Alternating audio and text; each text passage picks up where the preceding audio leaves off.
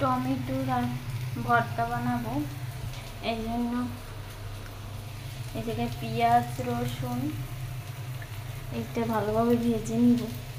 আর এখানে তরকারি রান্না করবো আজকে। এই যে শালগম দিছি, তারপর ফুলকপি দিছি, আলু দিছি, আর এইগুলো সব দিয়ে আর কি ফুলকপি এই তরকারিতে সবজিটা রান্না করি।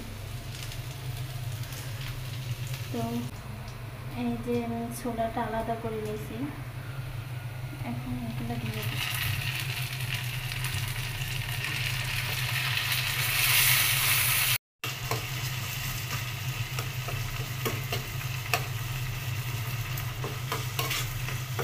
ভালো করে ভেজে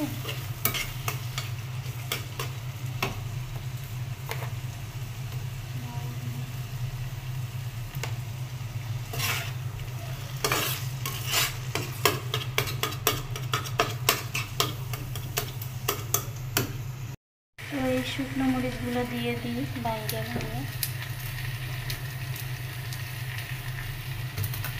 আমি যেভাবে আর কি খাই টমেটো ভর্তাটা, আপনারা যেভাবে খান আপনাদের মতোই করবেন। আমি বেশি একটা ভাঙতেছি না, আমার হাত জ্বালাবে, কারণ হাত থেকে খুব চামড়া উঠে।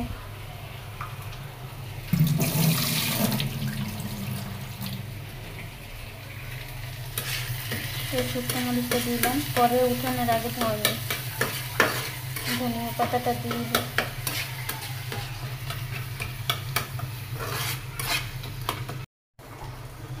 ধনিয়া পাতাগুলো কুচি করে রাখছিলাম, ওগুলো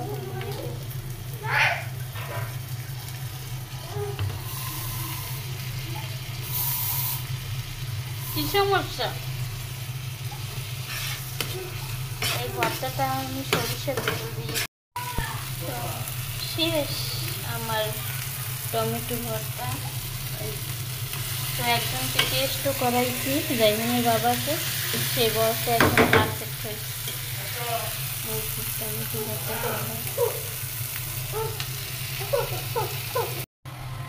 সব মশলা দিয়ে দিলাম সবজি রান্নার জন্য। বড় বড় 3 পিস চিংড়ি মাছ কেটে তারপর হচ্ছে রান্না করবো সবজিটা দিয়ে রাখছি।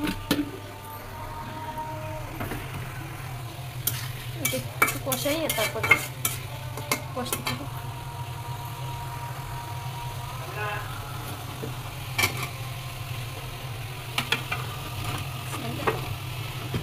পড়ে গেছে।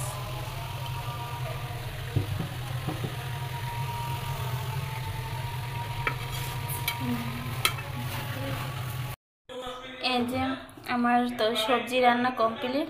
এখানে পরবর্তীতে 4টা ডিম দেওয়া হয়েছে, তো আমার দেখাতে মনে হয়েছিল না। আর বাবা, জাইয়ানের বাবা আর কি দিছে, তো 4টা ডিম দিছে।